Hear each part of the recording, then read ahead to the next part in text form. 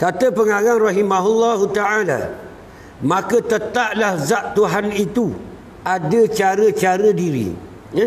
Yakni mula tidak bergantung kepada yang lain, tidak berhajat kepada yang lain. Itu maksud dia. Itulah pengakuan yang betul, yang sama dengan pengakuan Allah Ta'ala. Seperti firman-Nya, sebagaimana firman Allah Ta'ala, ya ayyuhan nasu antumul fuqara'u ila Allah wallahu huwal ghaniyul hamid. Wahai manusia, kamu sekalian yang berkehendak kepada Allah, dan Allah Ta'ala itu ialah yang kaya lagi terpuji. Ini dalil nakli, bahawa dalil yang mengatakan Allah Ta'ala sendiri mengaku, memberitahu kepada kita bahawa dia tidak berhajat kepada yang lain. Dia terkaya, dia tidak berkehendak kepada yang lain. Malah kita ni yang berkehendak kepada dia. Nampak? Macam kita ni semuanya bergantung kepada Allah Subhanahu wa Ta'ala. Macam mana kata tak bergantung? Kita memang bergantung. Bergantung lagu mana? Berhajat lagu mana? Dahulu kita tak ada, maka berhajat kepada yang mengadakan akan kita. Itu maksud kita ni bergantung kepada Allah. Ini Tuhan beritahu kepada kita, ya ayyuhan nasu antumul fuqara'u ila Allah. Hei sekalian manusia, mung tu berkehendak kepada Allah, berkehendak untuk ada kita ni. Sebab dulu kita tak ada. Betul? Bila kita ada ni, maksudnya berhajat kepada yang mengadakan akan kita. Tu kita ni berhajat. Kita berhajat kepada Allah untuk hidup. Kita berhajat kepada Allah untuk tahu. Kita berhajat kepada Allah untuk kuasa, untuk kehendak, untuk dengar, untuk tengok dan untuk berkata-kata. Kita berhajat kepada Allah. Sebab tu kita ni tak lepas daripada Allah Subhanahu wa Ta'ala. Sebab tu kita boleh syirik dengan Allah. Sebab kita tak lepas daripada Allah Subhanahu wa Ta'ala. Tak lepas. Nak gerak, nak tengok, nak apa pun, semua berhajat kepada Allah Subhanahu wa Ta'ala. Maka Allah, dia tidak berhajat kepada sesuatu pun. Tidak, dia terkaya. Allah Ta'ala tak berhajat. Itu wajib kita pegang. Itu akidah kita. Jika kita pegang Allah Ta'ala tu berhajat, maka salah dah akidah kita. Maka kita kena pegang akidah kita Ahlussunnah wal Jamaah. Allah Ta'ala ni apa? Qiyamuhu binafsih. Yakni dia tidak berhajat kepada yang lain. Tak. Dia berdiri dengan sendirinya. Wajib itu kita pegang sampai ke mati akidah tu. Tu. Okey. Tu dalil dia. Jadi kita tak mau cerita banyak dah. Kita bincang dah hari tu tau. Panjang dah kita bincang. Cuma dalil je yang ni kita pun habis ni. Dah nak habis hari tu. Tak? Maka di sinilah tak dalil. Okey. Surah Al-Fatih ayat 15. Ini dalilnya yang mengatakan bahawa Allah Ta'ala tu tidak berhajat kepada yang lain, dia terkaya. Jadi kalau kita hari ni nak faham ni, manusia hari ni nak ni je. Nak berhajat kepada Allah. Orang tasawuf, orang ngaji tu, orang ngaji tinggi-tinggi nak cuci hati apa serba tu, nak ni je.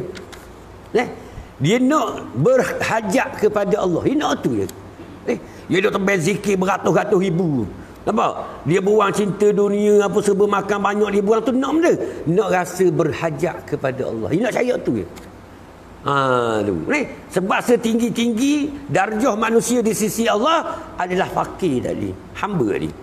Tu tak ada dah. Darjah yang paling tinggi di sisi Allah adalah hamba, fakir terhadap Allah. Jadi nak cari fakir tu lah.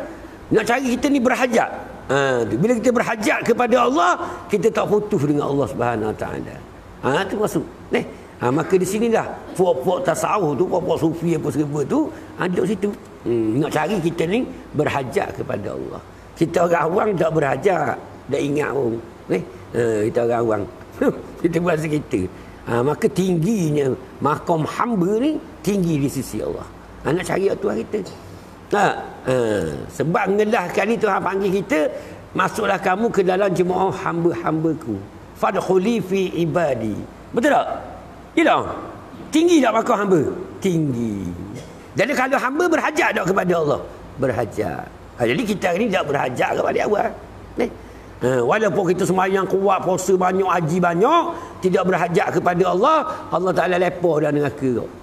Kan? Sebab kita tidak bergantung kepada Allah Subhanahu Wa Taala. Sebab kita nak ada pun berhajat kepada Allah, nak tumbuk suara pun berhajat kepada Allah. Kalau tak ada izin boleh buka mulut kita. Tak boleh. Dia nak puji pun dia. Ni. Tak.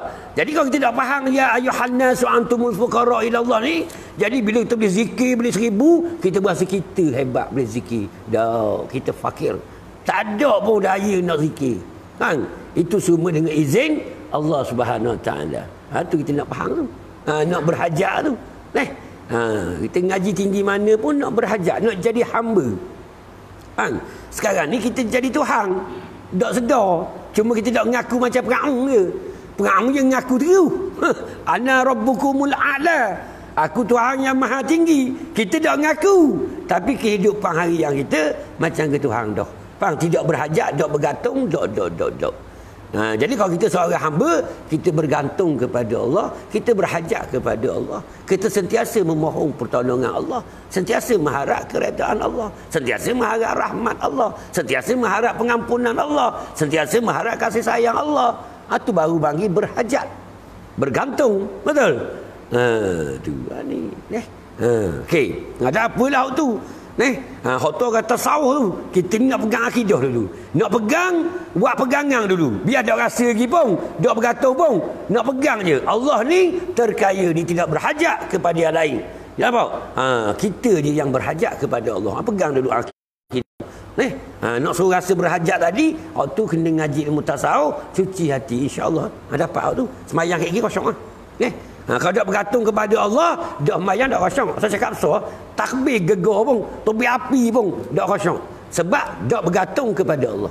Ya kosong-kosong ni sebab kita bergantung kepada Allah, berhajat kepada Allah. Memandang kepada Allah. Tu boleh kosong. Tu. Maka surah ni, ayat ni kalau kita tafsir dalam mutasawuf, ditafsir luah pengertian dia ni.